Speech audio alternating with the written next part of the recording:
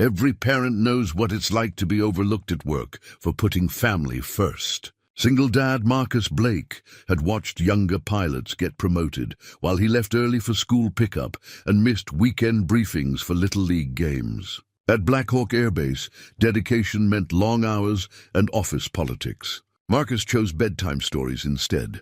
Then came the crisis nobody could solve. A $100 million military project was failing. The Pentagon's best minds were stumped. Careers hung in the balance. In 30 seconds at a chalkboard, Marcus fixed what months of meetings couldn't. But would proving himself finally earn the respect he deserved? Before we jump back in, tell us where you're tuning in from, and if this story touches you, make sure you're subscribed, because tomorrow I've saved something extra special for you. The alarm buzzed at 05:45 hours, same as every weekday for the past 6 years. Marcus Blake rolled out of bed with the practiced efficiency of a man who had learned to maximize every minute. Down the hall, his 9-year-old daughter Chloe still slept soundly, her sandy hair spread across the pillow like a halo. He paused at her doorway, watching the gentle rise and fall of her breathing, feeling that familiar tug between duty and devotion that defined his every day. Marcus had worn his flight jacket for so long that the leather had molded to his shoulders like a second skin. Inside the breast pocket, carefully folded between his identification cards and flight checklist, lived a small piece of construction paper. Chloe had drawn it 3 months ago, a stick-figure pilot holding hands with a stick-figure girl, both standing in front of what she assured him was definitely an F-16 fighter jet. Though it looked more like a flying rectangle with wings. The crayon had faded slightly, but he carried it everywhere. The morning routine was sacred. Coffee first, black, no sugar, strong enough to wake the dead. Then breakfast prep while reviewing the day's flight schedule. Chloe emerged at exactly 6:30, her internal clock as reliable as any military timepiece. She wore her favorite purple t-shirt with a cartoon astronaut on the front, paired with jeans that were getting too short, but which she refused to replace. "Morning, kiddo," Marcus said, sliding a plate of scrambled eggs across the kitchen counter. "Soccer practice after school today?" "Uh-huh. Coach Peterson says we might scrimmage against the high school JV team if we do good in practice." Chloe attacked her breakfast with the enthusiasm of someone who viewed eating as fuel for more important activities. "Will you be there?" "Wouldn't miss it." Marcus checked his watch. "Base meeting ends at 1400 hours. Practice starts at 15:30. I'll be there with time to spare." It was a promise he'd kept for 3 seasons running, even when it meant declining optional training sessions or skipping the informal gatherings, where career advancement often happened over beers and war stories. Other pilots noticed. Some respected it. Others whispered that Blake lacked commitment, that he'd plateaued at his current rank because he prioritized kids' games over military excellence. The drive to Black Hawk Air Base took 22 minutes through desert terrain that never seemed to change. Marcus had made this journey over 800 times, watching the sun climb over distant mountains while Chloe dozed in the passenger seat or chattered about school projects and playground politics. The base appeared gradually, first the outer perimeter fence, then the guard towers.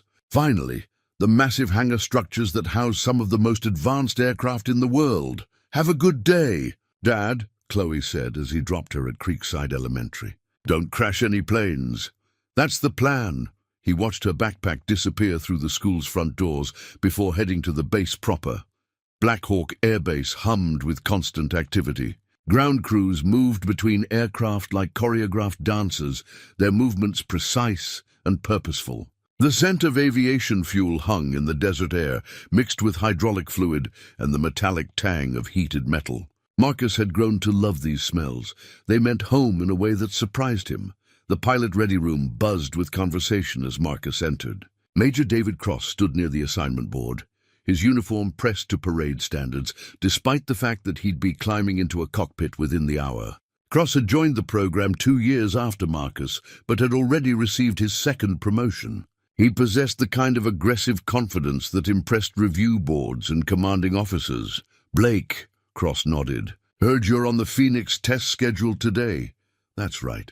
Marcus checked the board. Phoenix Defense Project, third round of preliminary testing. The program had consumed massive resources over the past 18 months, developing what was supposed to be the most advanced targeting system ever integrated into military aircraft. Results had been mixed at best. "Good luck with that disaster," Cross muttered, just loud enough for others to hear. "My money says they cancel the whole thing before Christmas." Marcus didn't respond. He'd learned that defending projects, especially troubled ones, was often interpreted as making excuses. Better to let his flying speak for itself. The Phoenix project occupied Hangar 7, a cavernous space that could house 4 aircraft simultaneously. Today it held just one, a modified F-16 bristling with experimental equipment. The targeting system represented years of engineering work and approximately $97 million in development costs. On paper, it should have been revolutionary. In practice, it had failed every major test. Commander Janet Rivera stood near the aircraft, reviewing data on a tablet. Rivera had earned her position through a combination of technical brilliance and political savvy that made her both respected and slightly feared throughout the base. She glanced up as Marcus approached. "Blake, ready for another round of expensive failure?" "Ready to fly, ma'am." Marcus began his pre-flight inspection, running his hands along control surfaces with the careful attention of someone who understood that mechanical perfection often meant the difference between coming home and becoming a statistic. "The targeting algorithms are still problematic," Rivera continued. "Engineering thinks they've isolated the issue to timing synchronization, but frankly, I think the entire approach is flawed. We're trying to force technology to work faster than physics allows."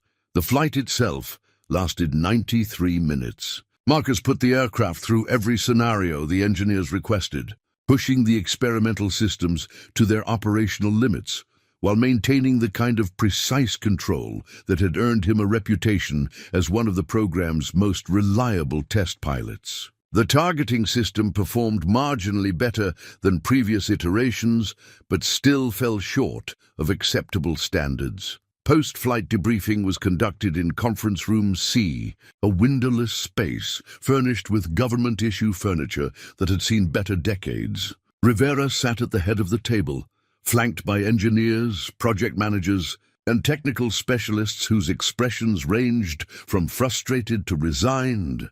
"The good news," announced Dr. Catherine Brenner, the project's lead engineer, "is that we achieved partial target acquisition in 63% of scenarios. The bad news is that partial isn't good enough when you're launching million-dollar missiles." Marcus listened to 20 minutes of technical discussion, most of which covered ground they'd explored in previous meetings. The fundamental problem remained unchanged.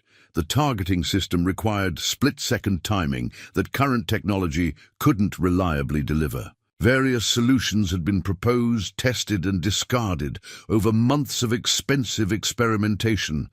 "Blake," Rivera said as the meeting wound down, "any thoughts from the pilot's perspective?" "The system works when it works," Marcus replied carefully. "But the timing lag makes it unreliable in dynamic situations. Maybe the problem isn't making it faster. Maybe it's accepting the lag and compensating for it." Heads turned. Dr. Brenner frowned. "Compensate how?"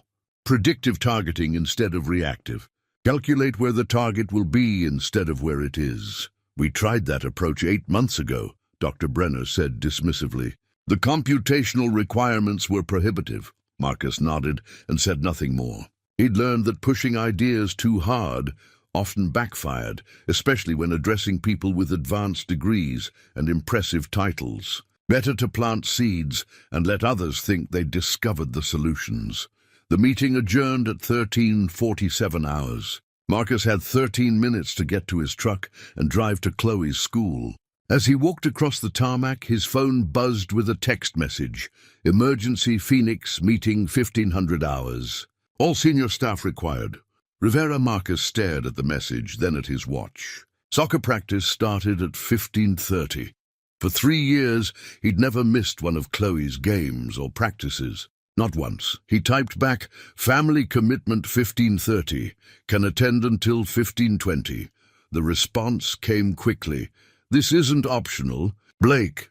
Marcus stood in the desert heat holding his phone, feeling the weight of competing loyalties that defined his entire life. The emergency meeting convened in the base's secure briefing room, a space designed for classified discussions that could determine the fate of billion-dollar programs. Marcus arrived at exactly 1500 hours, knowing he had 20 minutes before he'd have to choose between his daughter and his career. The room was already filled with familiar faces wearing expressions of barely contained panic. Commander. Rivera stood at the front of the room beside a projection screen displaying budget figures that made Marcus's stomach tighten. The Phoenix Defense Project had consumed $97.3 million over 18 months. 0 successful deployments, 0 reliable test results. The Pentagon's patience had finally reached its limit. Ladies and gentlemen, Rivera began, her voice carrying the weight of impending disaster. I've just concluded a conference call with Defense Secretary Phillips and Admiral Morrison. Effective immediately, the Phoenix Defense Project is under review for cancellation. We have 48 hours to demonstrate significant progress or face complete program termination. A murmur of anxiety rippled through the room. Careers lived and died on projects like Phoenix. The engineers, project managers, and support staff sitting around the polished conference table represented hundreds of collective years of experience. All potentially worthless if the program failed. Dr. Brenner leaned forward in her chair. What constitutes significant progress in their estimation? A working prototype, reliable targeting system, successful test deployment? Rivera's tone suggested she considered these requirements nearly impossible. Essentially, they want us to solve in 2 days what we haven't been able to solve in 18 months. Major Cross spoke from the back of the room. Ma'am, with respect, that's not realistic.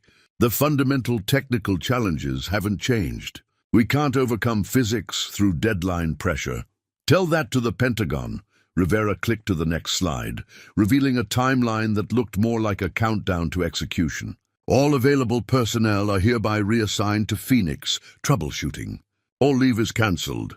All non-essential activities are suspended until further notice. Marcus checked his watch. 15:07 hours. In 23 minutes, Chloe would be standing on the soccer field, scanning the sidelines for her father's familiar face. He'd promised her he'd be there. In 3 years, he'd never broken that promise.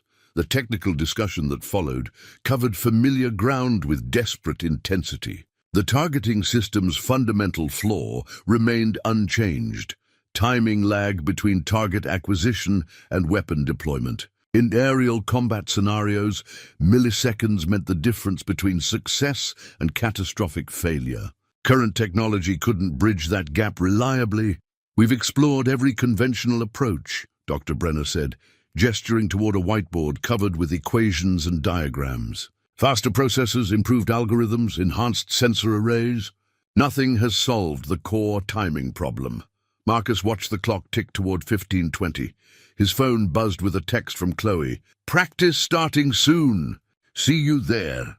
Blake. Rivera's voice cut through his mental calculation of drive time to the soccer field. You've logged more Phoenix test hours than anyone. What's your assessment?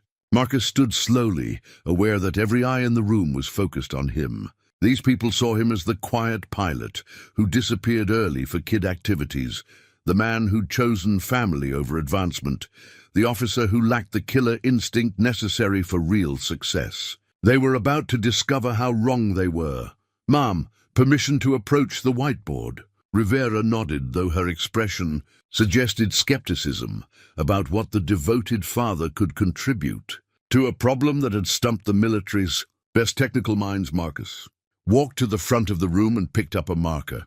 The whiteboard was covered with complex calculations, system diagrams, and algorithmic flowcharts that represented months of brilliant work leading to consistent failure. He stared at the equations for a moment, thinking about Chloe's approach to math homework, how she found simple solutions to problems that seemed impossibly complex to adults. The fundamental assumption is wrong, Marcus said quietly. Excuse me? Dr. Brenner's voice carried an edge of irritation. "We're trying to eliminate the timing lag. That's impossible with current technology." Marcus began drawing on a clear section of the whiteboard, not complex equations, but simple diagrams that anyone could understand. "But what if we don't eliminate the lag? What if we use it?" Confused murmurs filled the room. Major Cross shifted in his seat, clearly skeptical that the base's most family-focused pilot was about to solve a problem that had defeated teams of specialists. Marcus drew a simple representation of an aircraft and a target. In aerial combat, targets don't move randomly. They follow predictable flight patterns based on physics, pilot training, and tactical doctrine. Every evasive maneuver has limitations. He added trajectory lines to his diagram. "Instead of trying to target where the enemy is, we target where he'll be." Not reactive targeting, predictive targeting. "We explored predictive algorithms," Dr. Brenner interrupted. "The computational requirements were prohibitive." "Because you were trying to predict everything," Marcus replied, continuing to draw. "What if we only predict the most likely scenarios? What if we accept 80% accuracy instead of demanding perfection?" The room fell silent, except for the whisper of marker on whiteboard. Marcus's diagram was growing more detailed, showing how predictive targeting could compensate for system lag by anticipating target movement rather than reacting to it. Run targeting calculations for the 3 most probable flight paths simultaneously. Marcus continued. When the pilot selects a target, the system has already calculated the most likely intercept points. Instead of computing in real time, we pre-compute and select. Commander Rivera leaned forward. That's brilliant. Instead of trying to make the system faster, we make it smarter." Marcus checked his watch. 15:21 hours. Soccer practice had started. Chloe was on the field looking for him. "Dr. Brenner," Rivera said, her voice suddenly energized, "how quickly could we prototype this approach? If the basic architecture is sound, which it appears to be, we could have a testable system within 36 hours. Blake." Rivera stood, her expression transforming from desperate to hopeful. "This could work. This could actually work." Marcus set down the marker and faced the room full of people who had underestimated him for years. "Yes, ma'am. I believe it will.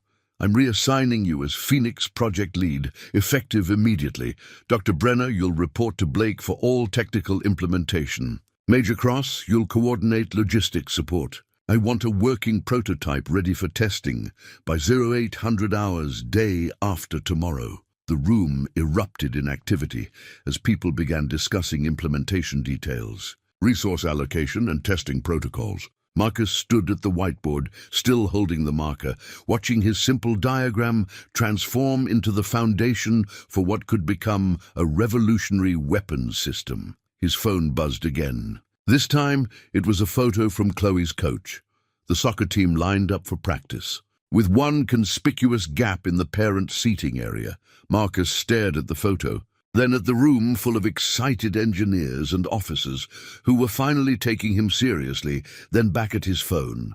For the first time in 3 years, he'd broken his promise to his daughter. "Blake," Rivera called from across the room. "Outstanding work. This is exactly the kind of innovative thinking that wins wars." Marcus nodded and smiled, but his eyes remained fixed on the empty space where he should have been sitting, watching his daughter play the sport she loved, while her father kept the promise that mattered more than any military project ever could. Rivera moved toward the whiteboard, studying Marcus's diagram with the intensity of someone seeing salvation. "This is fundamentally different from anything we've attempted. Instead of fighting the system's limitations, we're leveraging them." "Exactly," Marcus said, adding detail to his drawing. "Current targeting systems fail because they demand perfection in an imperfect environment. This approach accepts imperfection and compensates through intelligence." Dr. Brenner stood and approached the board, her initial skepticism transforming into professional fascination. "The mathematical elegance is remarkable. We're essentially creating a targeting probability matrix rather than pursuing absolute precision. How confident are you that this will work?" Rivera asked. Marcus looked around the room at the faces of people who had spent 18 months failing to solve this problem. Ma'am, in my experience, the simplest solutions are usually the most reliable. This approach leverages proven technology in a new configuration rather than pushing existing technology beyond its capabilities. Blake, Rivera said, her voice carrying the weight of a decision that would affect dozens of careers and hundreds of millions of dollars. I'm placing you in command of Phoenix Project implementation. Dr. Brenner, you'll serve as technical lead under Blake's direction. Major Cross, coordinate all logistics and resource allocation. The announcement hit the room like a shockwave. Marcus saw surprise, respect, and in some cases, resentment flash across familiar faces. Major Cross's jaw tightened almost imperceptibly. Dr. Brenner nodded with professional acceptance. The younger officers and engineers looked intrigued by the sudden reversal of hierarchy. Sir, Lieutenant Palmer spoke from near the door, what's our implementation timeline? 36 hours to working prototype, Rivera replied. 72 hours to full system test. The Pentagon expects results by Friday morning. Marcus checked his watch again. 24 hours. Soccer practice was well underway. Chloe would be wondering where he was, probably making excuses to her teammates about why her father, who never missed anything, had failed to show up. Ma'am, Marcus said carefully, I need to make one quick stop before we begin implementation. Personal matter. 15 minutes. Rivera's expression hardened. Blake, this project now has absolute priority. Personal matters will have to wait? Understood, ma'am. But I made a commitment that I need to honor, even if briefly. The room fell silent. Marcus could feel the weight of judgment from officers who had always questioned his priorities. Major Cross leaned back in his chair with the satisfied expression of someone watching their skepticism validated. Blake, Rivera said quietly, you've just been handed the most important assignment of your career. The success or failure of a $100 million defense program now rests on your shoulders. Are you seriously requesting permission to leave for a personal matter? Marcus met her gaze steadily. Yes, ma'am, I am. The silence stretched longer. Dr. Brenner studied her laptop screen. Major Cross shook his head almost imperceptibly. Rivera's expression was unreadable. Request denied, Rivera said finally. All personnel remain on base until further notice. No exceptions. Marcus felt something break inside his chest. Not dramatically, but with the quiet finality of a promise being shattered. He nodded once. Understood, ma'am. Dr. Brenner, initiate algorithm development immediately. I want preliminary code ready for review within 6 hours. Major Cross, establish round-the-clock shifts. We're working continuous operations until this system is functional. As the meeting dispersed and people began filing toward the door, Marcus remained at the whiteboard, staring at his simple diagram that had somehow changed everything. His phone buzzed with another message from Chloe. Dad? Where are you? Practice is almost over. He typed back slowly. Sorry, kiddo. Work emergency. We'll explain tonight. Her response came quickly. Okay, love you, Dad. 3 words that made his throat tight with guilt and determination. Marcus looked at his diagram again. The simple solution that could save a failing project and transform his career. The same solution that had just cost him his perfect record of keeping promises to his daughter, Blake. Dr. Brenner approached the whiteboard, her expression thoughtful. For what it's worth, your approach is genuinely innovative. We've been so focused on technological solutions that we missed the tactical opportunity. Thank you, Doctor. Call me Catherine. We're going to be working very closely over the next few days. She paused, studying his diagram. May I ask where this insight came from? The predictive approach isn't standard tactical doctrine.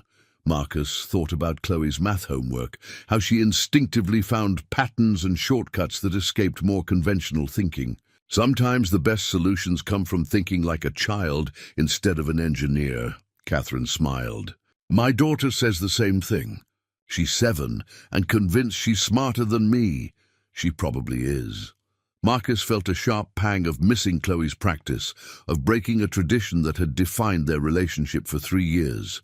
Kids see possibilities where adults see limitations. Speaking of children, Catherine said carefully, I couldn't help but notice your request to Commander Rivera.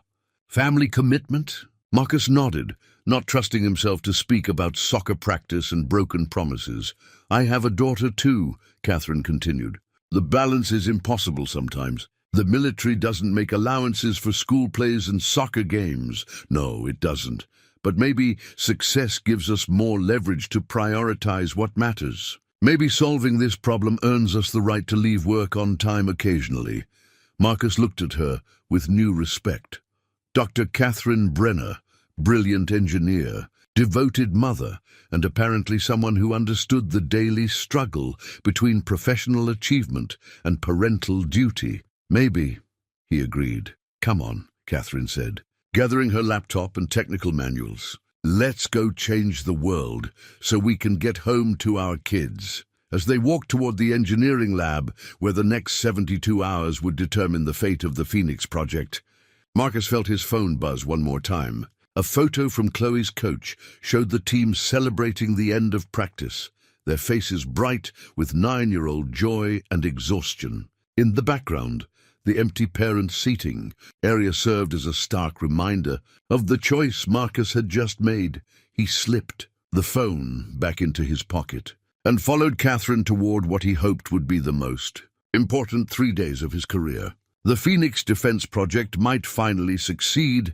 but Marcus Blake was learning that some victories came with costs he'd never anticipated paying. The question now was whether the success would be worth the sacrifice, and whether he could find a way to be both the leader this project needed and the father Chloe deserved.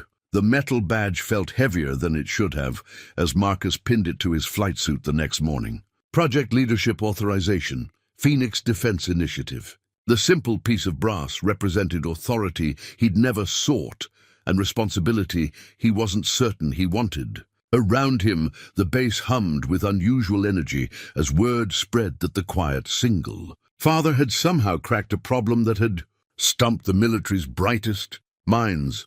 Chloe had been asleep when he'd finally made it. Home the previous night, but she'd left a note on his pillow. Missed you at practice, Dad. Coach Peterson said you must be saving the world. Are you? The carefully formed letters in purple crayon made his chest tight with guilt and pride in equal measure. The morning briefing took place in Conference Room A, a larger space than usual to accommodate the expanded team now under Marcus's command.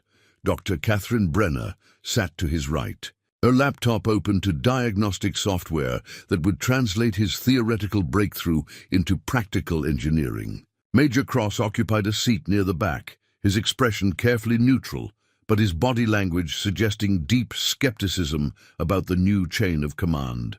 Status report, Marcus said, feeling awkward in his new role, but knowing that hesitation would undermine the confidence Rivera had placed in him. Initial algorithm modeling looks promising, Catherine replied, her fingers dancing across her keyboard as she called up preliminary data. The predictive targeting approach reduces computational load by 67% while maintaining acceptable accuracy rates. We can actually implement this with existing hardware.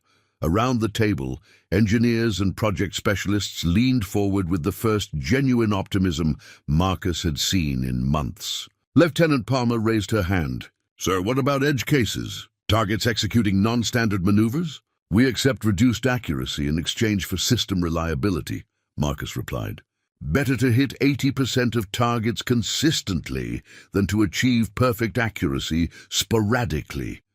Major Cross cleared his throat. With respect, Blake, military doctrine doesn't accept 80% success rates when lives are at stake. The room grew quiet. Marcus felt the weight of every eye focused on him, waiting to see how he'd handle his first challenge to his authority. Gross was technically correct. Military standards demanded near-perfect performance in life-or-death situations. But Marcus had spent enough time in cockpits to know the difference between theoretical perfection and practical effectiveness. David, Marcus said, using Cross's first name deliberately, what's the current Phoenix success rate? Cross shifted uncomfortably. approximately 12% under optimal conditions. So you're arguing that 12% perfection is preferable to 80% reliability. I'm arguing that we shouldn't compromise standards. I'm arguing that we should achieve standards that are actually achievable. Marcus stood and moved to the whiteboard, picking up a marker. The perfect is the enemy of the good, Major. We've spent 18 months pursuing perfection and achieved consistent failure. He drew 2 columns on the board. Current system, 12% success rate, theoretically perfect targeting when it works. Proposed system, 80% success rate, predictive targeting that compensates for known limitations. He turned back to face the room. Which system would you rather trust your life to? Cross had no immediate answer. Catherine broke the silence. Marcus is right. We've been so focused on theoretical perfection that we've ignored practical effectiveness. An 80% solution that works consistently is infinitely better than a perfect solution that fails most of the time. Dr. Brenner, Marcus said, grateful for her support. What's our timeline for prototype development? With round-the-clock shifts, we can have testable code within 24 hours. Hardware integration will take another 12 hours. We should be ready for preliminary testing by tomorrow evening. Marcus nodded. Lieutenant Palmer, coordinate with ground crews for test aircraft preparation. Major Cross, I need logistics support for extended operations. We're working continuous shifts until this system is functional. As the meeting dispersed, Cross approached Marcus's position at the front of the room. His expression was carefully controlled, but his voice carried an edge of frustration. Blake, I hope you understand what you've taken on. Project leadership isn't just about having good ideas. It's about managing people, resources, and expectations under extreme pressure. I understand the responsibility, David. Do you? Because yesterday you were a test pilot who left early for soccer games. Today, you're commanding a $100 million defense project. That's not a transition most people can handle. Marcus met Cross's gaze steadily. Are you questioning Commander Rivera's judgment? I'm questioning whether you're prepared for what comes next. Success means increased scrutiny, expanded responsibility, and demands that won't accommodate family schedules. Are you ready for that? The question hit closer to home than Marcus wanted to admit. The previous night, explaining to Chloe why he'd missed her practice had been one of the most difficult conversations of his life. She'd been understanding, too understanding for a 9-year-old, but he'd seen disappointment in her eyes that no amount of explanation could erase. I'll handle whatever comes next. Marcus replied, I hope so, because if this project fails under your leadership, it won't just be your career that suffers. Every person in this room has invested years of their life in Phoenix. Don't let good intentions overcome practical limitations. Cross left without waiting for a response, leaving Marcus alone with his doubts and the weight of command he'd never sought. Through the conference room windows, he could see aircraft moving across the tarmac in precise formations, each one representing millions of dollars in advanced technology and years of engineering expertise. Soon, those aircraft might carry targeting systems based on his 30-second insight drawn on a chalkboard. His phone buzzed with a text from Chloe. Good luck saving the world today, Dad. I'm proud of you. Marcus smiled despite his anxiety. Whatever challenges lay ahead, whatever sacrifices might be required, he had to remember why he was doing this. Not for career advancement or professional recognition, but to build something meaningful that might someday make the world safer for children like Chloe. Catherine appeared in the doorway. Ready to change the world? As ready as I'll ever be. Good, because I've been thinking about your predictive algorithm all night, and I have some ideas that might make it even better. They walked together toward the engineering lab where banks of computers hummed with the constant processing power required to transform theoretical concepts into practical technology. The Phoenix project occupied the entire north wing of the building, with workstations arranged around a central display that would show real-time system performance during testing phases. Catherine, Marcus said as they settled into their workstations, can I ask you something personal? Of course. How do you balance being a mother with leading a technical team? How do you manage the competing demands? Catherine paused her typing and looked at him with understanding that came from shared experience. Honestly, some days I don't balance them well at all. Some days I miss bedtime stories because the algorithms won't behave. Some days I leave work early and worry that my team thinks I'm not committed enough. How do you decide which takes priority when they conflict? I've learned that perfect balance is impossible, but good enough balance is achievable. I try to be fully present wherever I am, completely focused on work when I'm here, completely focused on family when I'm home. The transition times are hard, but the clarity helps. Marcus nodded, understanding the wisdom in her approach, even while wondering if he could apply it to his own situation. His relationship with Chloe had been built on consistent presence and reliable availability. The Phoenix Project was challenging those foundations in ways that made him question whether success was worth the cost. "Marcus," Catherine said gently, "your daughter's note this morning about saving the world. That's not just childish imagination. What we're doing here could genuinely save lives in future conflicts. Sometimes the best gift we can give our children is working on problems that matter, even if it means missing soccer practice, even if it means missing some soccer practices, but not all of them."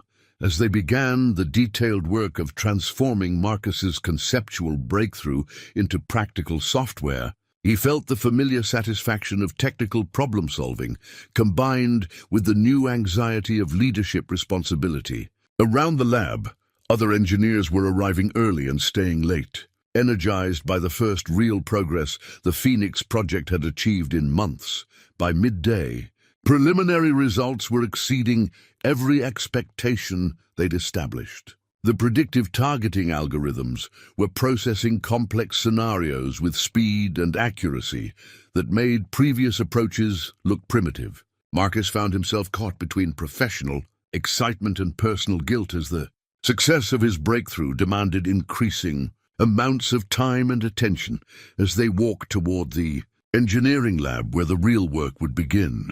Marcus felt a familiar mixture of excitement and apprehension.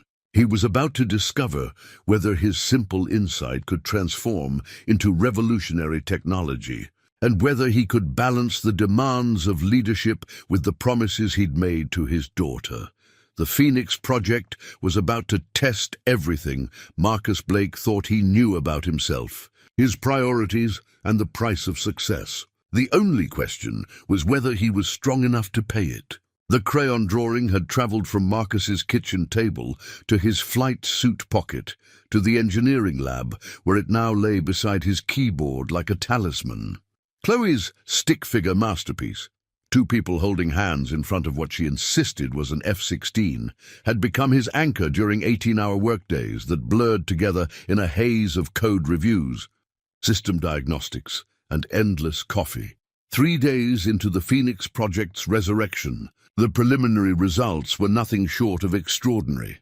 Catherine's team had transformed Marcus's whiteboard sketch into elegant software that made the impossible seem inevitable. The predictive targeting algorithms were exceeding every performance benchmark they'd established, achieving consistent accuracy rates that dwarfed the original system's sporadic successes. Target acquisition holding steady at 83%, Catherine announced from her workstation, her voice carrying the exhausted satisfaction of someone who'd discovered that their theories actually worked in practice. Response time averaging 1.2 seconds across all scenarios.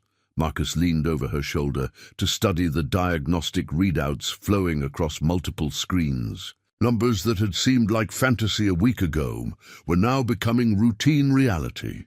The targeting system was learning, adapting, improving with each simulation run. "What about the edge cases?" Lieutenant Palmer asked from across the lab. "Targets executing evasive maneuvers?" 71% accuracy, Catherine replied. Still well above acceptable thresholds. Around the lab, exhausted engineers and technicians shared looks of cautious optimism. The Phoenix Project was working. Not perfectly, but reliably, exactly as Marcus had predicted. The simple insight about predictive targeting had unlocked capabilities that months of complex engineering had failed to achieve. Marcus's phone buzzed with a text message. Chloe's school was hosting their annual science fair tonight, and she'd been working on a project about flight dynamics for weeks. "Don't forget, Dad. Science fair starts at 7 p.m. I'm presenting at 7:30. He checked the lab's wall clock. 6:15 p.m. The science fair was 45 minutes away, but leaving now would mean abandoning his team during the most critical phase of testing. Tomorrow morning, Commander Rivera would brief Pentagon officials on Phoenix project status. The next 12 hours could determine whether their breakthrough led to full program approval or remained an interesting footnote in military engineering history. "Marcus," Catherine called from her workstation. "We're ready for the next simulation series. Full combat scenarios with multiple targets. This was the test that would prove whether their system could handle real-world complexity.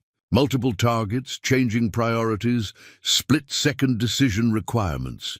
Everything that had broken previous iterations of the Phoenix targeting system. Beginning simulation sequence 7. Lieutenant Palmer announced.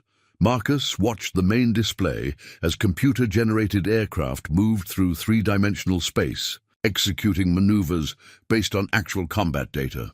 The targeting system tracked multiple threats simultaneously, calculating probability matrices for each potential engagement while maintaining overall tactical awareness.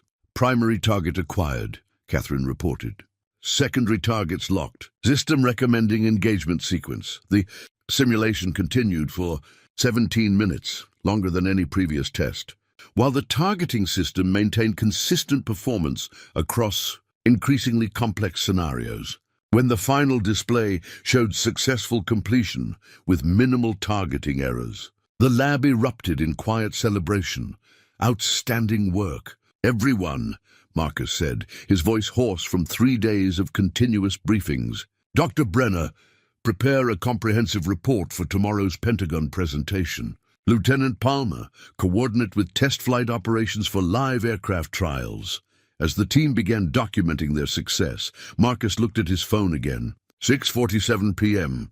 The science fair would be starting in 13 minutes. Chloe would be standing beside her project display, searching the crowd for her father's familiar face. "Catherine," Marcus said quietly, "can you handle the final documentation without me?" She looked up from her laptop, noting his glance toward his phone. "Family commitment?" "My daughter's science fair. She's presenting a project on flight dynamics," Catherine smiled. "Following in her father's footsteps?" "Something like that." Marcus felt the familiar weight of competing loyalties. "But if you need me here—" "Marcus," Catherine interrupted, "we've achieved something remarkable over the past 3 days. The system is working better than we dared hope. The documentation can wait a few hours, but the Pentagon briefing will be perfect, whether you leave at 7 p.m. or midnight. Your daughter's science fair happens once." Catherine's expression grew serious. "Take it from someone who's missed too many school events. The projects will always be here. The childhood moments won't." Marcus looked around the lab at his team, still energized by their breakthrough despite their exhaustion. Major Cross was reviewing test data with the methodical precision that made him an excellent officer, even if his leadership style differed from Marcus's approach. Lieutenant Palmer was coordinating with the test flight crew for tomorrow's live aircraft trials. The Phoenix project was in capable hands. "Call me if anything urgent develops," Marcus said, gathering his flight jacket and car keys. "We will," Catherine assured him. "Now go see what your daughter has discovered about flight dynamics. I suspect her insights might be as valuable as yours." The drive to Chloe's school took 14 minutes through desert roads that glowed amber in the setting sun. Marcus arrived as families were streaming into the gymnasium, where poster boards and science displays created a maze of childhood curiosity and parental pride. He found Chloe standing beside a display titled "How?" Airplane stay-up that featured hand-drawn diagrams of wing cross-sections and airflow patterns. Her explanation of lift and thrust was surprisingly sophisticated for a 9-year-old, incorporating concepts she'd clearly absorbed from years of listening to her father discuss aviation. "Dad!" Chloe's face lit up when she spotted him approaching. "You made it!" "Wouldn't miss it, kiddo." Marcus studied her project with genuine admiration. "This is impressive work. Where did you learn about Bernoulli's principle?" "From you, silly. You explain airplane stuff all the time." Chloe pointed to her diagrams. "I used the same kind of thinking you use for your work projects." Marcus felt a surge of pride mixed with something deeper, the realization that his daughter had been listening more carefully than he'd realized, absorbing not just facts, but approaches to problem-solving that echoed his own methods. "Tell me about your hypothesis," Marcus said, crouching beside her display. For the next 30 minutes, Chloe walked him through her research with the enthusiasm of someone who'd discovered that the world was full of fascinating questions waiting to be answered. Her project wasn't just about airplanes, it was about curiosity, persistence, and the joy of understanding how things worked. As other families moved through the science fair displays, Marcus realized that this was exactly where he needed to be, not because his daughter required his presence to succeed, but because these moments, watching her explain her discoveries with bright-eyed enthusiasm, were the experiences that gave everything else meaning. The Phoenix Project would continue tomorrow. The Pentagon briefing would determine the program's future. But tonight, Marcus Blake was exactly where he belonged, listening to his daughter explain how airplanes stay up and remembering why some things mattered more than others. The challenge coin arrived on Marcus's desk without ceremony, placed there by Commander Rivera's aide while he was reviewing flight test protocols. The bronze disc bore the Phoenix Project emblem on one side and Rivera's personal command insignia on the other, a symbol of recognition that carried more weight than any formal commendation. In military culture, challenge coins represented earned respect, the kind that couldn't be assigned or mandated through rank structure.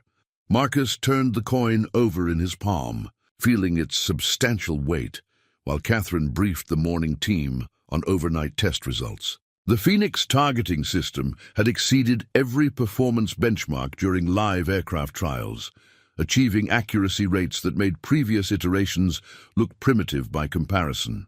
Word of their success had reached the Pentagon's highest levels, generating interest that both thrilled and unsettled him.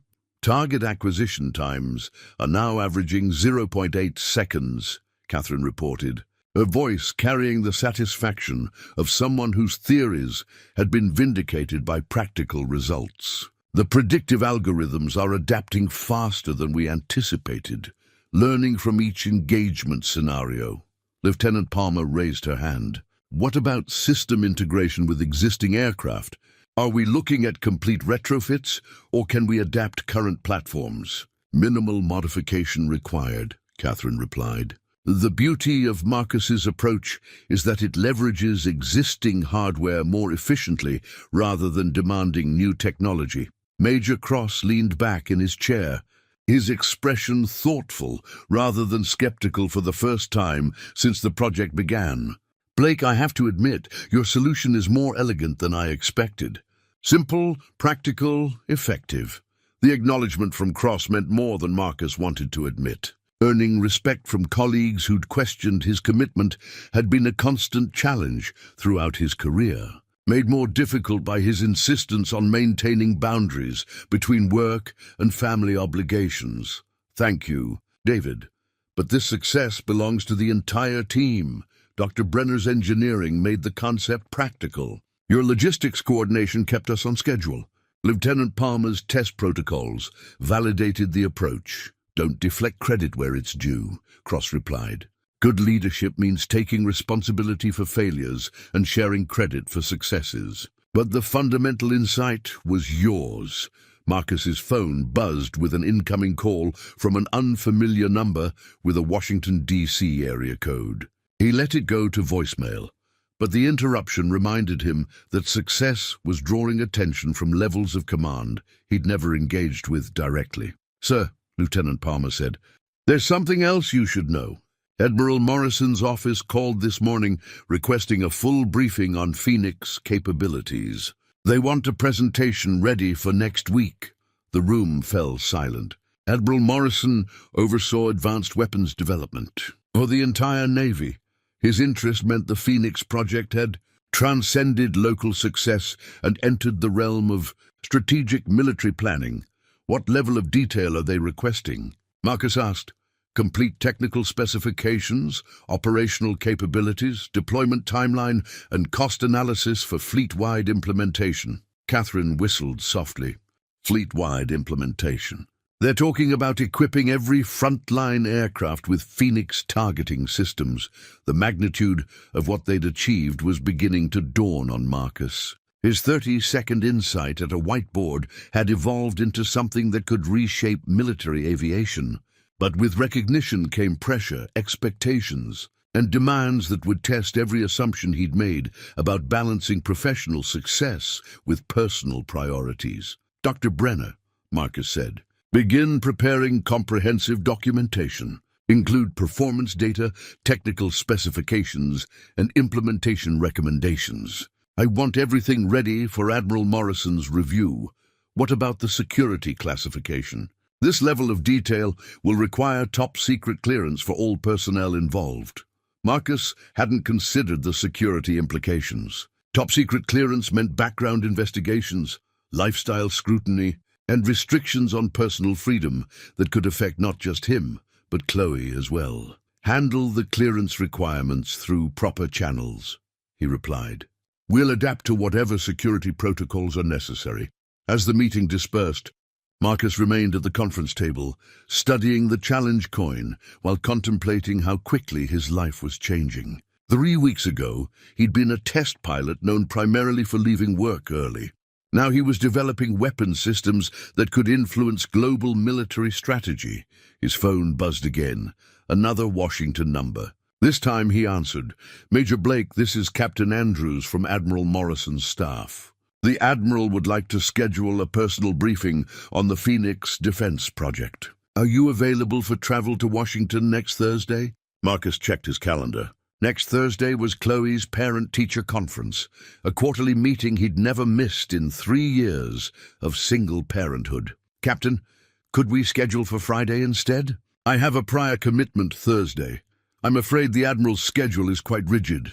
"This would be a significant opportunity for you and your project." The implicit message was clear. Admiral Morrison didn't reschedule meetings for junior officers' personal commitments. This was the kind of career-defining opportunity that required absolute prioritization. "Let me confirm my availability and get back to you," Marcus said. "Certainly. But I should mention that the Admiral is particularly interested in meeting the officer who solved the Phoenix targeting problem. Your reputation is preceding you, Major Blake." After ending the call, Marcus sat alone in the empty conference room, weighing competing obligations that seemed increasingly irreconcilable. Chloe's parent-teacher conference represented the kind of engaged parenting he'd promised himself after her mother's death. The Admiral's briefing represented validation of his professional capabilities and potential advancement beyond anything he'd imagined. Catherine appeared in the doorway. "Everything all right? You look like someone who's just realized that getting what you wanted might be more complicated than expected. Admiral Morrison wants a personal briefing next Thursday. Same day as Chloe's parent-teacher conference."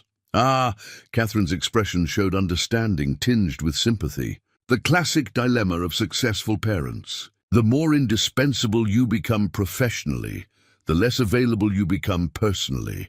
How do you handle it?" "The balance." "Badly most of the time," Catherine admitted. "But I've learned that some opportunities can be rescheduled and others can't. Parent-teacher conferences happen quarterly. Meetings with admirals happen once in a career.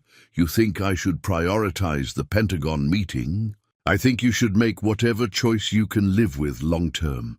Success that comes at the cost of your relationship with your daughter isn't really success at all." Marcus pocketed the challenge coin and gathered his briefing materials. Catherine was right about the long-term perspective, but she was also right about career opportunities. The Phoenix Project had opened doors he'd never expected to walk through. The question was whether walking through them would lead him closer to or further from the life he wanted to build with Chloe. Outside the conference room windows, aircraft moved across the tarmac with precision and purpose, each one representing years of engineering advancement and strategic planning. Soon, those aircraft might carry targeting systems based on his insights. The thought was both thrilling and terrifying. Thrilling for what it meant professionally, terrifying for what it might cost personally. The original Phoenix blueprint lay spread across Marcus's desk like an archaeological artifact, its edges yellowed and corners dog-eared from months of handling by frustrated engineers. Catherine had discovered it buried in project archives while preparing documentation for Admiral Morrison's briefing. And what she'd found made both of them question everything they thought they knew about the targeting system's failures. "Look at section 4.2, Catherine said, pointing to a dense paragraph of technical specifications that had been buried in hundreds of pages of engineering documentation. The original design includes a timing compensation algorithm that was never implemented." Marcus leaned closer, studying texts that seemed familiar, yet strangely foreign. "This looks like predictive targeting methodology, because it is. Someone conceived this approach 18 months ago, but it was rejected during the initial design review." Catherine flipped to an appendix filled with margin notes and revision marks. "According to these notes, the engineering team deemed it too simplistic for military applications." The revelation hit Marcus like cold water. His breakthrough insight, the solution that had rescued the Phoenix Project and elevated his career, had been suggested and discarded before he'd ever heard of the program. Everything he'd achieved was built on rediscovering someone else's abandoned idea. Who was the original designer? Marcus asked, though he suspected the answer would complicate his life further.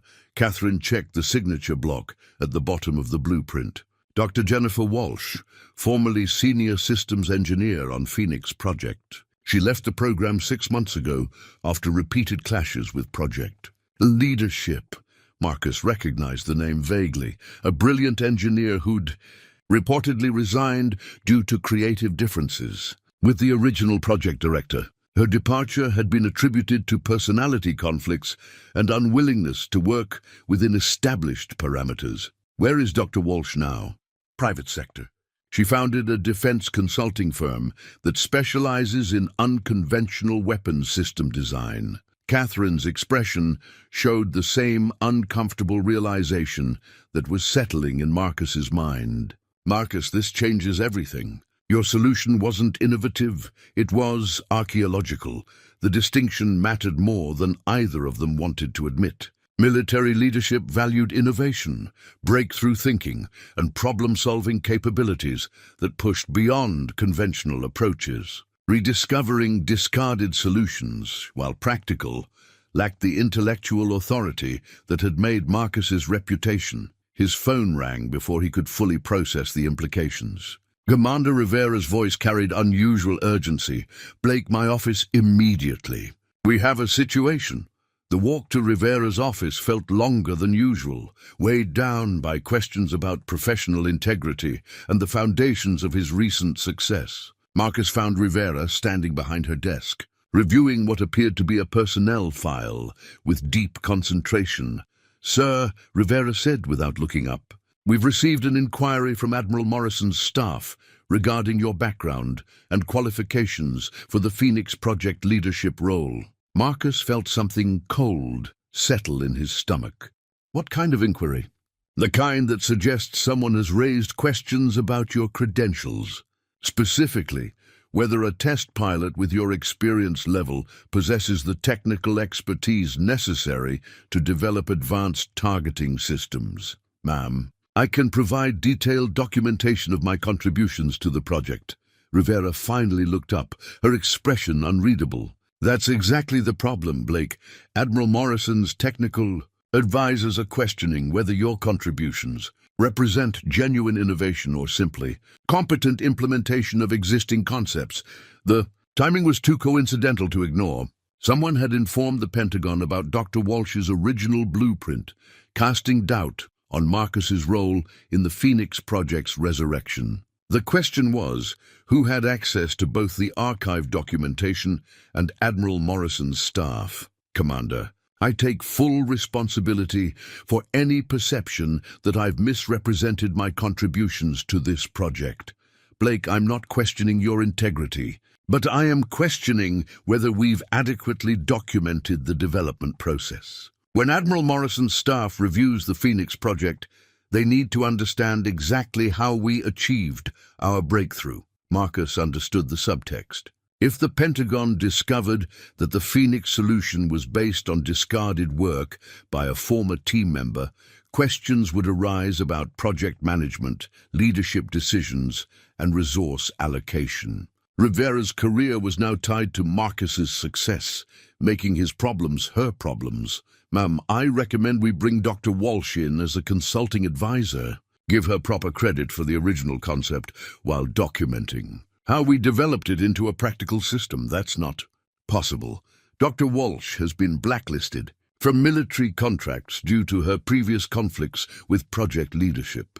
Bringing her back would raise questions about why we didn't utilize her expertise from the beginning. The conversation was interrupted by Marcus's personal phone buzzing with a text from Chloe's school. Parent-teacher conference reminder, Thursday, 3:30 p.m. Mrs. Harrison looks forward to discussing Chloe's academic progress and recent behavioral changes. Behavioral changes. Marcus read the message twice, feeling guilt settle like lead in his chest. Over the past 3 weeks, his increased workload had meant later nights, earlier mornings, and decreased attention to the subtle signs that indicated how Chloe was processing her father's transformation from reliable presence to absent professional. "Sir," Marcus said, "I need to address a family matter. My daughter's school has indicated some concerns that require immediate attention." Rivera's expression hardened. "Blake, we're in the middle of a career-defining crisis. Your personal matters will have to wait. With respect, Ma'am, my daughter's well-being can't wait for convenient timing. Your daughter's well-being depends on your career stability. If Admiral Morrison loses confidence in the Phoenix Project, everyone associated with it will face career consequences. That includes reduced income, potential reassignment, and diminished advancement opportunities." The argument was logically sound but emotionally hollow. Rivera was right about the professional stakes, but Marcus had learned that career success meant nothing if it came at the cost of Chloe's emotional security. "Commander, I understand the stakes, but I also understand my priorities. My daughter needs her father to be present and engaged, not just professionally successful. Blake, you're making a mistake. Personal sacrifices are temporary. Career opportunities like this are once in a lifetime." Marcus stood, gathering his materials while contemplating a decision that would define not just his military career, but his identity as both officer and father.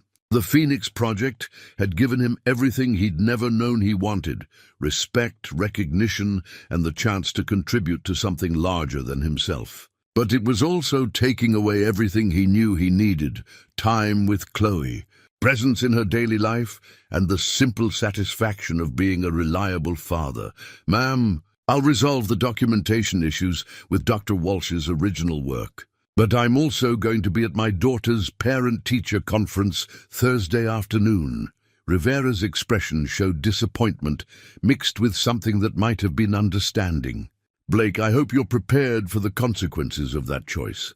As Marcus left Rivera's office, he realized he was finally beginning to understand what those consequences might be and why they might be worth accepting. The classified personnel file landed on Commander Rivera's desk at 0800 hours, delivered by a courier from Pentagon Personnel Command with instructions that it be reviewed immediately and in absolute privacy.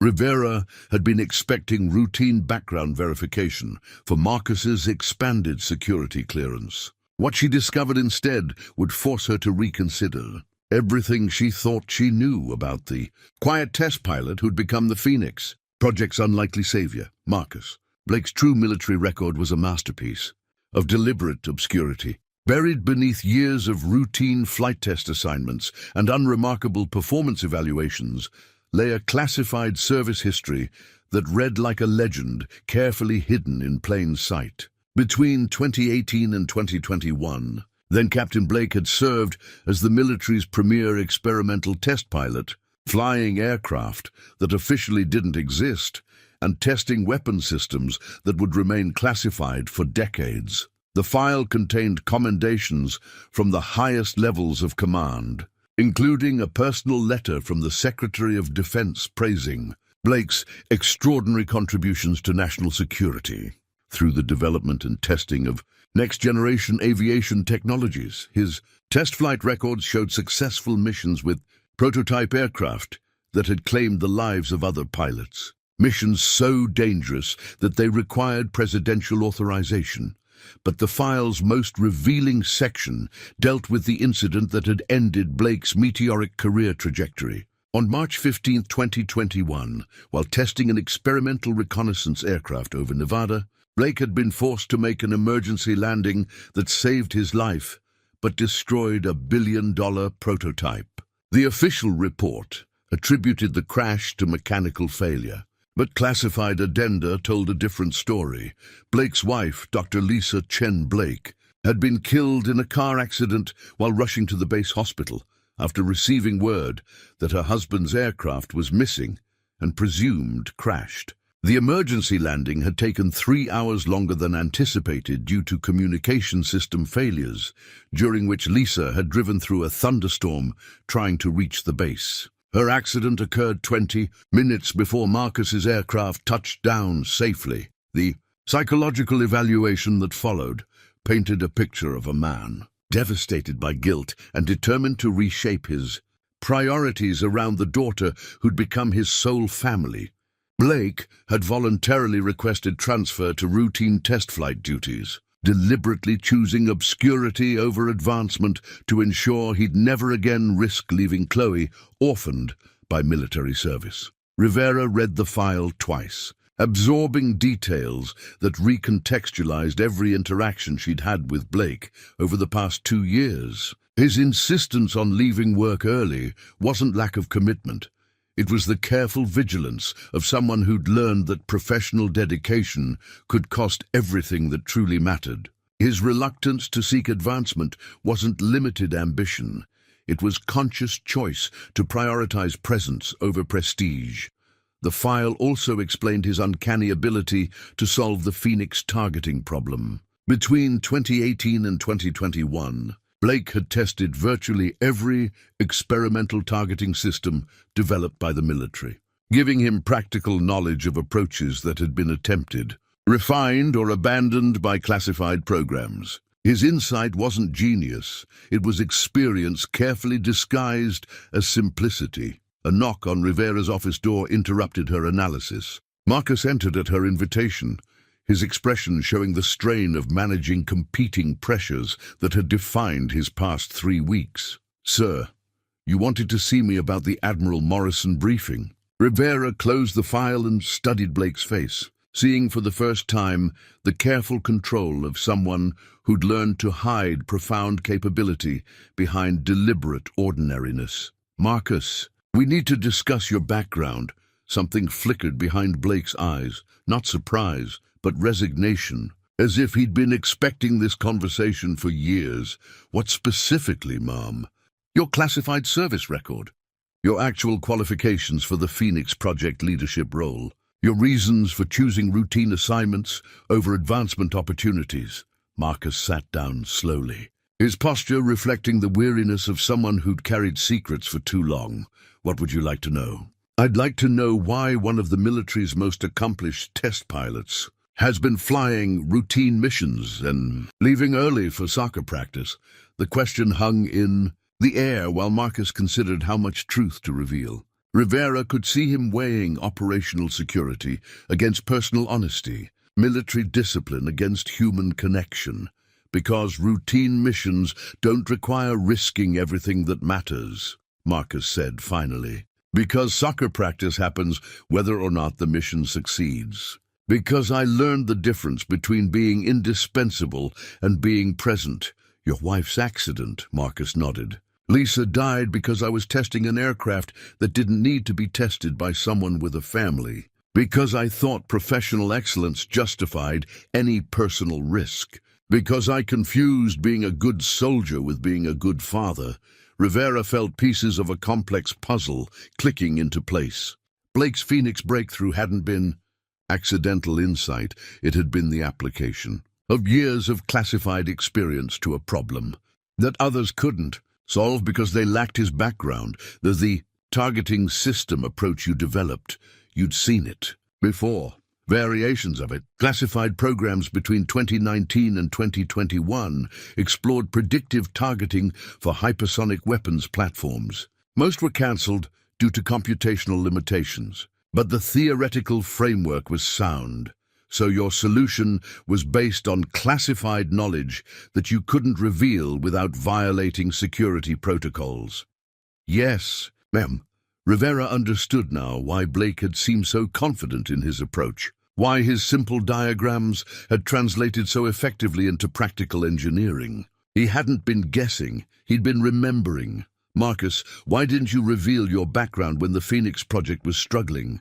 Your expertise could have saved months of development time, because revealing my background would have meant explaining why I'd voluntarily stepped away from classified programs. Would have meant discussing Lisa's death and my decision to prioritize Chloe over career advancement. Would have meant questions about whether I was emotionally stable enough for leadership responsibility. The logic was sound, but heartbreaking. Blake had chosen to let others struggle with problems he could solve, rather than risk having his carefully constructed life disrupted by unwanted attention and advancement opportunities. And now the Phoenix Project's success has drawn exactly the kind of attention I've been avoiding for 3 years. Admiral Morrison's interest means scrutiny, expanded responsibility, and demands that will conflict with my commitments to Chloe. Rivera felt the weight of command decisions that affected not just military operations, but the personal lives of exceptional people who'd made extraordinary sacrifices. Marcus, what do you want? Honestly, Blake was quiet for a long moment, staring out the office window toward the flight line, where aircraft moved through their precise routines. I want the Phoenix project to succeed, because it's good technology that could save lives. I want Chloe to grow up with a father who's present and engaged, rather than absent and accomplished. I want to honor Lisa's memory by being the kind of parent she would have wanted me to be. And if those goals conflict, then I choose Chloe, every time. Rivera understood that she was facing a decision that would define not just the Phoenix Project's future, but Marcus Blake's life trajectory. She could reveal his classified background to Admiral Morrison, ensuring the program's credibility while forcing Blake back into the kind of high-stakes career he'd deliberately abandoned. Or she could protect his carefully maintained anonymity and risk questions about the program's technical foundations. Marcus, there's something else you should know. Someone has been asking questions about your qualifications, suggesting to Pentagon officials that your contributions to Phoenix might be overestimated. Blake's expression hardened. Any idea who? Someone with access to project archives and connections to Admiral Morrison's staff. Someone who knew about Dr. Walsh's original blueprint and your role in developing it into a practical system. As they sat in Rivera's office, both realized that the Phoenix Project's success had created enemies as well as admirers. Someone was actively working to undermine Blake's credibility, and defending against those attacks might require revealing secrets that would transform his carefully managed life in ways he'd spent 3 years trying to avoid. The quiet test. Pilot who'd solved the military's most challenging targeting problem was about to discover that hiding extraordinary capability behind ordinary appearance had protected him only until the moment when hiding was no longer possible. The final test flight helmet sat on Marcus's desk, like a monument to the intersection of two worlds he'd tried desperately to keep separate. Custom-fitted and equipped with the latest communication systems, it would connect him to ground control during the Phoenix system's ultimate trial. But the personal modifications made it uniquely his. A small photo of Chloe tucked inside the visor, her gap-toothed grin serving as both inspiration and reminder of everything he had to return home to.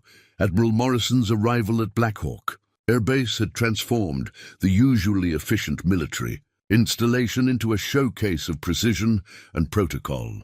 Every surface gleamed, every uniform was pressed to perfection, and every procedure was executed with the kind of meticulous attention that accompanied visits from Pentagon leadership.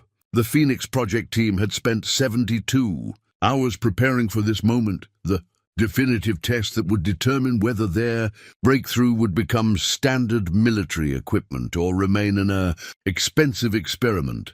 Marcus stood in the pilot-ready room, running through pre-flight checks with the methodical concentration that had kept him alive through hundreds of test flights. The Phoenix-equipped F-16 waiting on the tarmac represented the culmination of months of engineering work. But today's mission would push both aircraft and targeting system beyond anything they'd attempted previously. 6 aerial targets, multiple threat scenarios, and split-second decision requirements that would test every aspect of their predictive targeting approach. Final systems check complete, Catherine announced from her position at the primary monitoring station. All Phoenix components showing optimal performance parameters. Around the control room, engineers and technicians monitored displays that would capture every microsecond of the test flight's data. Admiral Morrison stood near the observation windows, his presence lending gravity to what had become the most important test flight in Black Hawk's recent history. Marcus's phone buzzed with a text from Chloe. "Good luck today, Dad. Mrs. Harrison says you're doing important work. Fly safe!" The message carried additional weight because of the conversation he'd had with Chloe's teacher the previous afternoon. Despite Rivera's pressure to prioritize Pentagon meetings over family obligations, Marcus had kept his commitment to attend the parent-teacher conference. What he'd learned there had reinforced every decision he'd made about balancing professional success with parental responsibility. Mrs. Harrison had been direct but compassionate in describing Chloe's recent behavioral changes. Increased anxiety, difficulty concentrating, and subtle signs of a 9-year-old struggling to understand why her previously reliable father had become distracted and frequently absent. Not behavioral problems exactly, but the early indicators of a child adapting to reduced parental attention in ways that could become problematic if allowed to continue. "She's not acting out," Mrs. Harrison had explained, "but she's clearly processing some anxiety about changes in her home environment. Has anything significant happened recently that might affect her sense of security?" Marcus had explained about his increased work responsibilities without revealing classified details. Watching Mrs. Harrison's expression show understanding tinged with concern, "Mr. Blake, Chloe talks about you constantly. You're clearly the center of her world, but lately her stories have shifted from things you do together to things you're too busy to do together. That's a significant change for a child her age." The conversation had crystallized Marcus's understanding of the costs associated with his professional success. Chloe was proud of her father's important work, but she was also unconsciously mourning the loss of his consistent presence.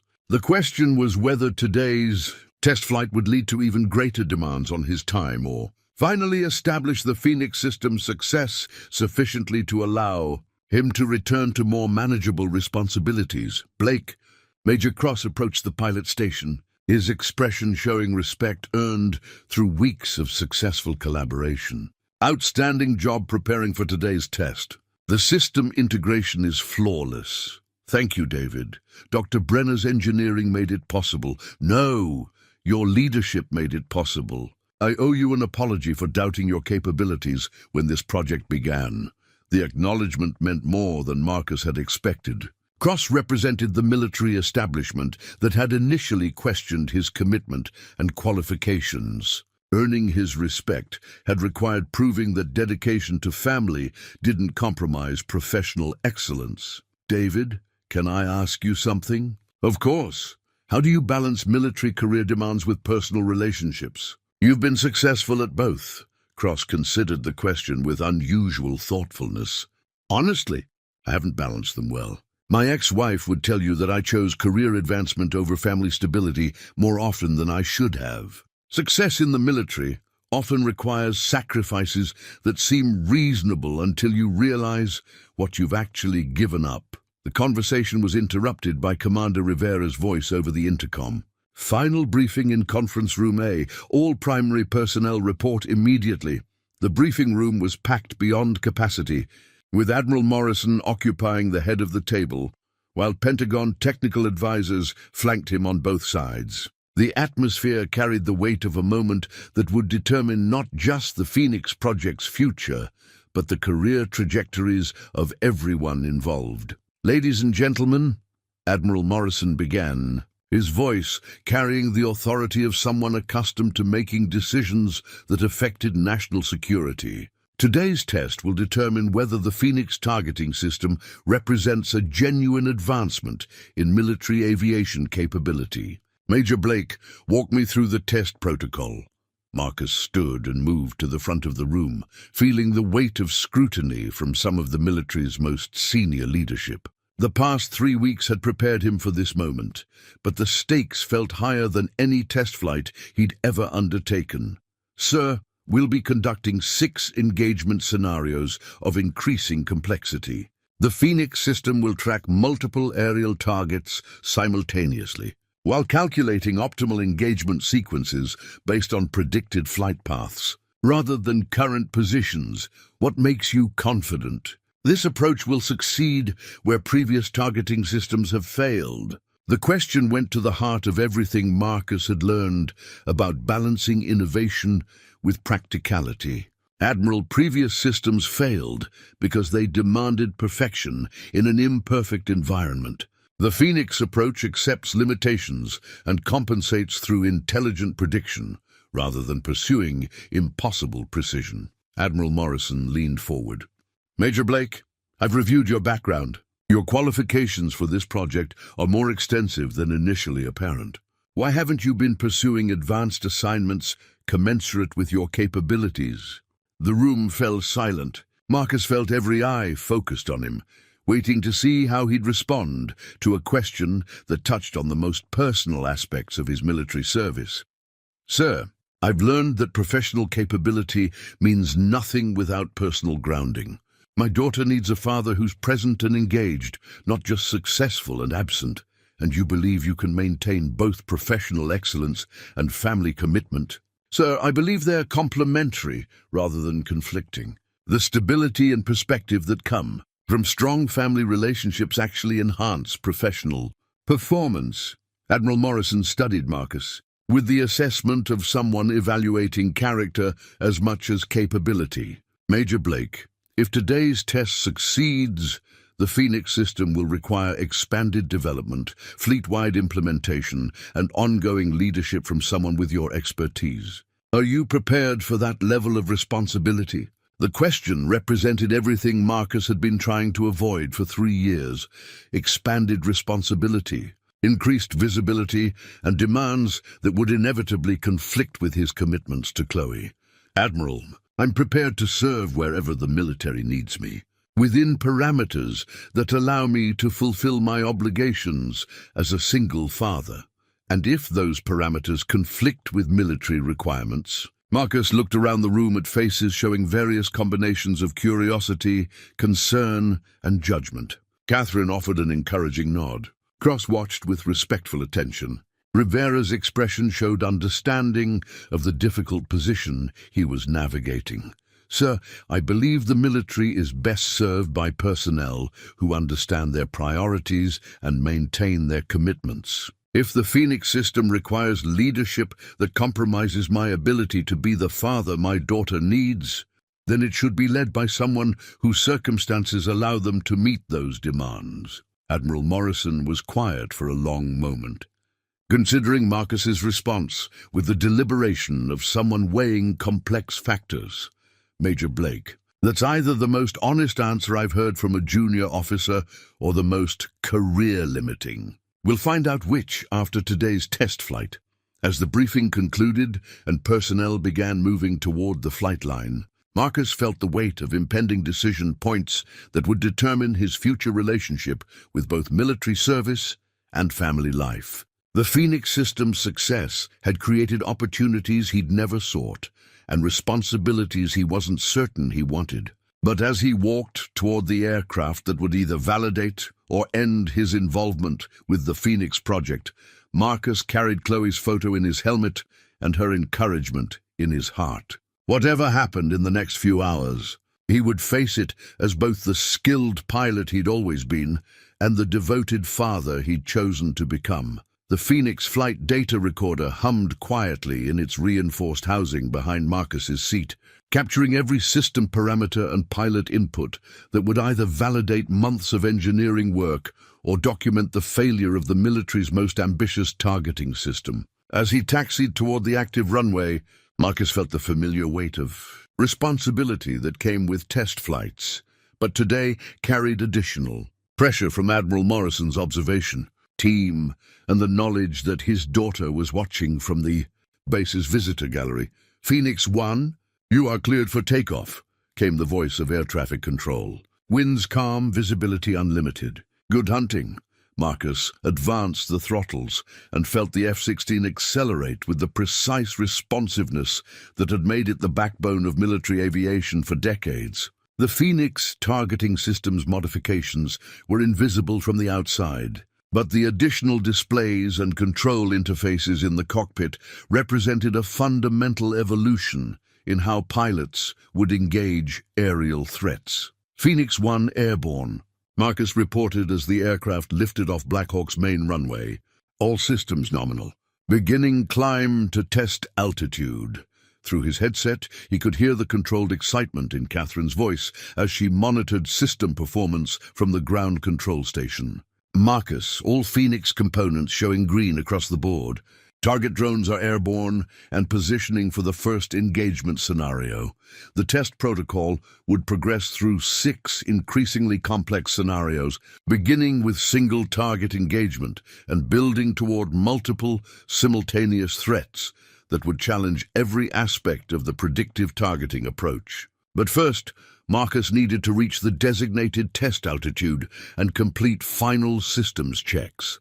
At 15,000 feet, the desert landscape below stretched toward distant mountains, like a tactical map rendered in earth tones. Marcus had flown over this terrain hundreds of times, but today the familiar geography would serve as the backdrop for the most important test flight of his career.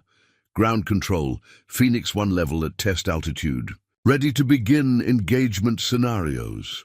"Roger, Phoenix 1. Target drone Alpha is approaching from bearing 270, distance 12 miles. You are cleared to engage when ready." Marcus activated the Phoenix targeting system and watched as his displays populated with tracking data that would have been impossible with conventional equipment. The predictive algorithms were analyzing the target drone's flight path, calculating multiple probability matrices for where it would be at various engagement points. "Target acquired," Marcus reported. Phoenix system showing target projection solutions. This was the moment that would validate or disprove their entire approach.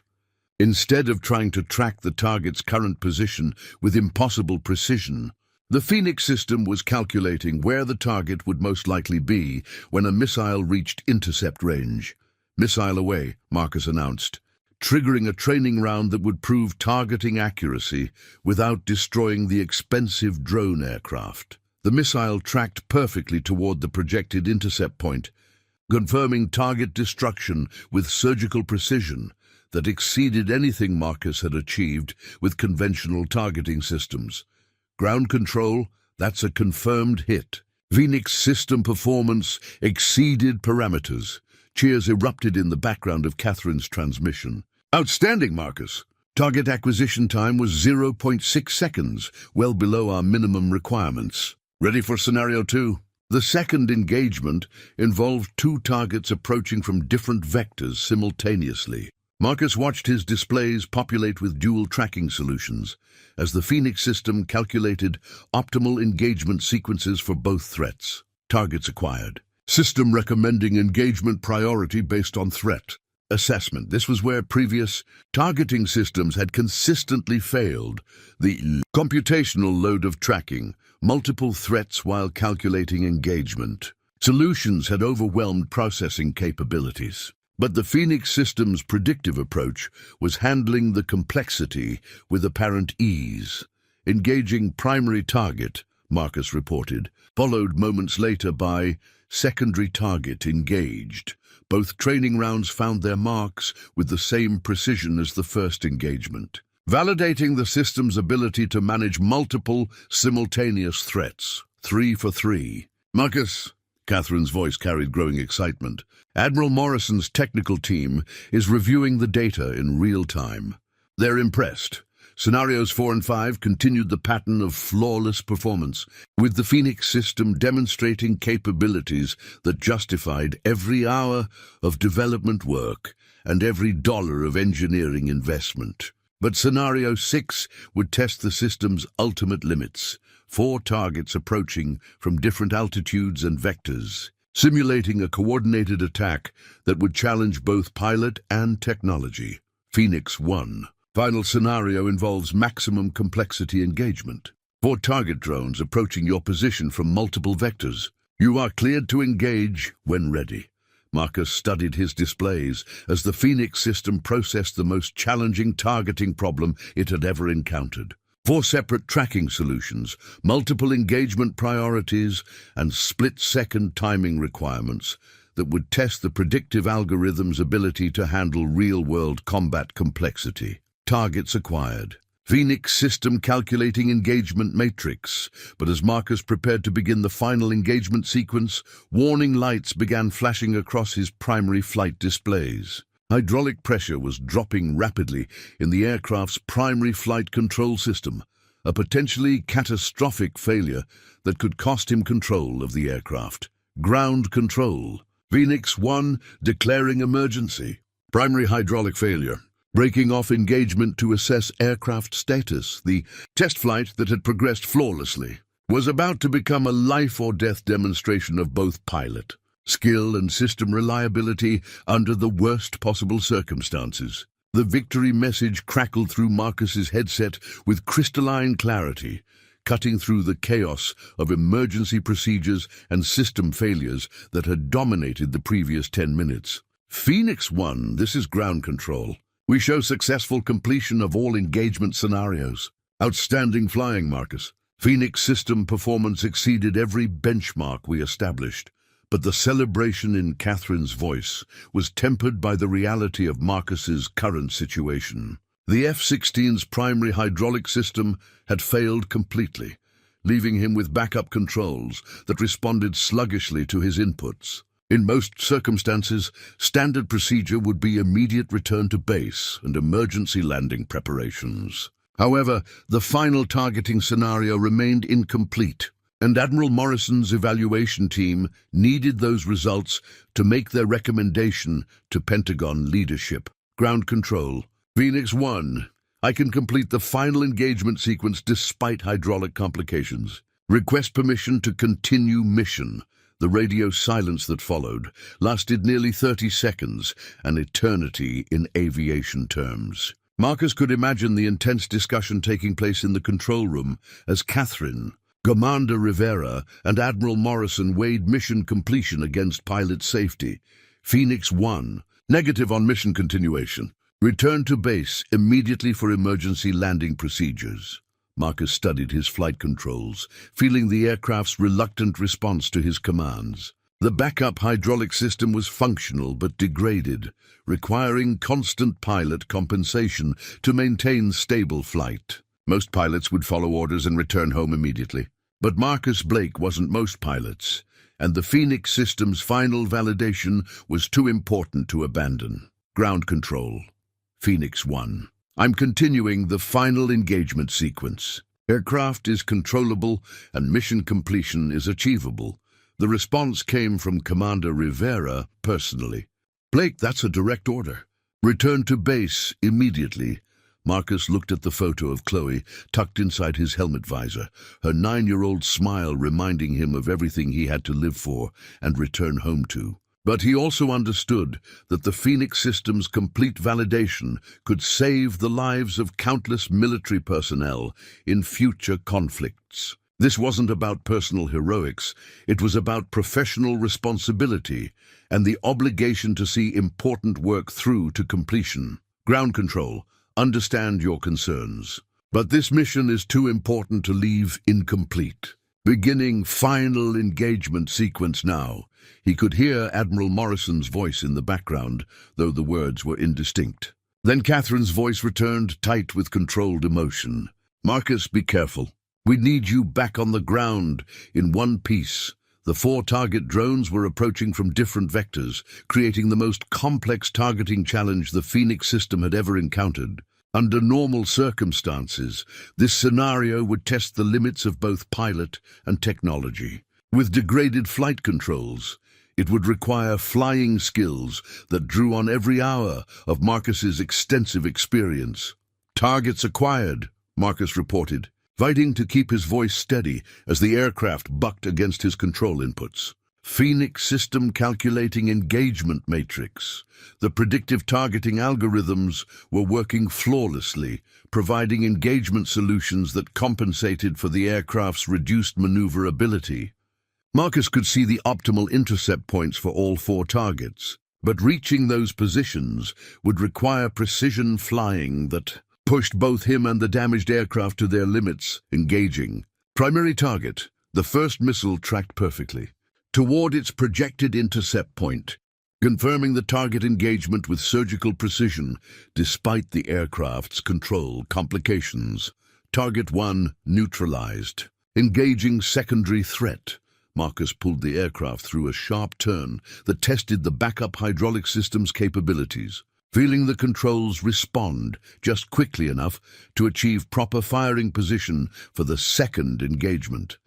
Target 2 neutralized. Proceeding to tertiary engagement, the 3rd and 4th targets required rapid-fire sequential engagements that would challenge the Phoenix system's ability to process multiple targeting solutions while Marcus fought to maintain aircraft control with degraded systems. Targets 3 and 4 engaged. Simultaneously, both missiles tracked to their predicted intercept points with the same precision as all previous engagements, completing the final scenario with performance that validated every aspect of the Phoenix targeting approach. Ground control, that's mission complete. All 6 scenarios successfully executed. Phoenix system demonstrated full operational capability under both normal and emergency conditions.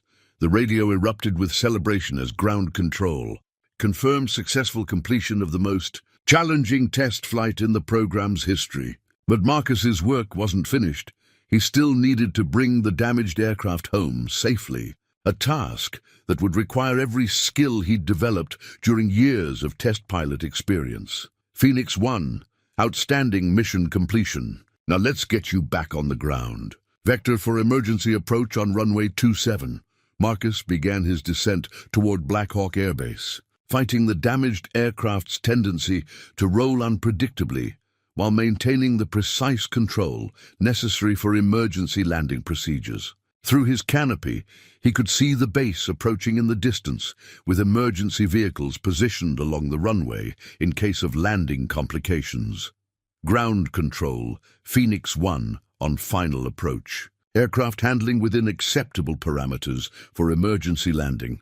As the runway grew larger in his windscreen, Marcus thought about Chloe waiting in the visitor gallery, about the Phoenix system's successful validation, and about the choices that had led him to this moment of professional triumph achieved at considerable personal risk. The landing would complete more than just a test flight. It would mark the end of one chapter in Marcus Blake's life and the beginning of whatever came next. 3 months after the Phoenix test flight that had redefined his military career, Marcus Blake stood at his office window watching F-16's taxi across the tarmac with targeting systems based on his predictive algorithms. The family photo on his desk had been updated. Instead of Chloe's crayon drawing, it now showed both of them at the base's Family Day celebration. Her arms wrapped around his neck while she wore a miniature flight helmet that made her look like a tiny pilot.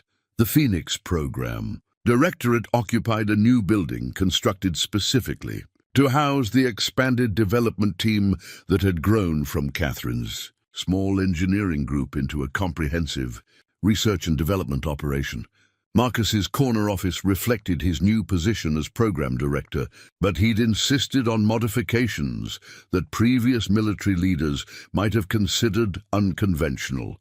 A bulletin board displaying Chloe's artwork, a shelf lined with her favorite books for the evenings when work ran late, and a comfortable chair positioned to catch afternoon sunlight where she could do homework while he finished administrative duties. "Dad!"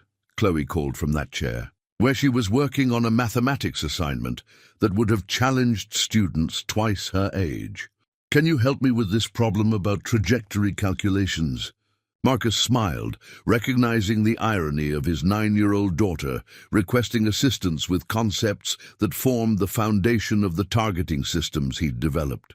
Over the past 3 months, their relationship had evolved into something deeper than the careful balance he'd maintained for years. She was becoming genuinely interested in his work while he'd learned to integrate her presence into his professional responsibilities. "What kind of trajectory?" Marcus asked, moving to look over her shoulder at homework that appeared surprisingly sophisticated. "Mrs. Harrison says we're studying advanced problem-solving. She gave me extra credit problems about predicting where moving objects will be instead of where they are now." The familiar concepts made Marcus laugh. Chloe's teacher had clearly been inspired by the news coverage of the Phoenix Project's success to incorporate predictive mathematics into her curriculum. His daughter was learning the same principles that had revolutionized military targeting systems, though applied to considerably less dramatic scenarios. "Show me what you're thinking," Marcus said, settling into the chair beside her. For the next 20 minutes, they worked through problems that required calculating future positions based on current movement patterns, exactly the approach that had made the Phoenix system so effective. Watching Chloe grasp these concepts intuitively reinforced Marcus's understanding that the most powerful solutions often emerged from the simplest insights. Knock on his office door interrupted their mathematics session. Catherine entered, carrying a tablet displaying test results from the latest Phoenix system upgrades, her expression showing the satisfaction of someone whose engineering theories had been validated by practical success. "Marcus, the fleet-wide installation reports are exceeding all projections. Pilot feedback has been overwhelmingly positive, and targeting accuracy improvements are averaging 87% across all platforms. Any technical issues requiring attention, minor software refinements, but nothing that affects operational capability. The system is performing exactly as designed." Catherine noticed Chloe's homework and smiled. "Learning about trajectory calculations. Dad's helping me understand how to predict where things will be instead of just seeing where they are," Chloe replied with the enthusiasm of someone discovering that mathematics could be genuinely interesting. "That's the same principle your father used to create the Phoenix targeting system," Catherine explained. "He figured out how to make computers think like smart children instead of trying to be perfect machines." Marcus felt the familiar warmth of professional accomplishment balanced by personal satisfaction. The Phoenix Project had succeeded beyond anyone's expectations, earning him recognition throughout the military aviation community. But more importantly, it had established a sustainable approach to balancing career excellence with family commitment. The transformation in his daily routine had been gradual but profound. Instead of leaving work early for Chloe's activities, he now structured his responsibilities around her schedule from the beginning. Soccer practices were blocked time on his calendar. Parent-teacher conferences took precedence over Pentagon meetings. Evening homework assistance was as important as morning briefings. Admiral Morrison had initially questioned this approach during their first quarterly review meeting. Major Blake, your performance standards remain exceptional, but your availability for extended operations appears limited by personal constraints. Sir, I believe my effectiveness comes from maintaining those constraints rather than despite them. The perspective and stability that come from strong family relationships actually enhance my professional judgment. The Admiral had studied Marcus with the expression of someone evaluating an unconventional but potentially valuable approach to military leadership. Major Blake, if your results continue at current levels, you'll be promoting to Lieutenant Colonel within the year. Are you prepared for expanded responsibilities? Yes, sir, within parameters that preserve my ability to be the father my daughter needs. And if those parameters conflict with military requirements, then we'll find creative solutions that serve both purposes, or I'll recommend someone whose circumstances allow them to meet requirements I cannot. 3 months later, the promotion had come with assignment to a position that recognized both his technical expertise and his insistence on maintaining family priorities. The military had discovered that exceptional performance from someone with clear boundaries was preferable to adequate performance from someone with unlimited availability. "Dad," Chloe said, closing her mathematics workbook, "are you really helping make airplanes safer for other pilots?" "That's the goal, kiddo. The Phoenix system helps pilots make better decisions faster, which means they can complete their missions and come home to their families. Like how you always come home to me?" Marcus felt the weight of promises kept and priorities honored. Exactly like that. As evening approached and the base grew quiet around them, Marcus gathered his materials while Chloe packed her homework.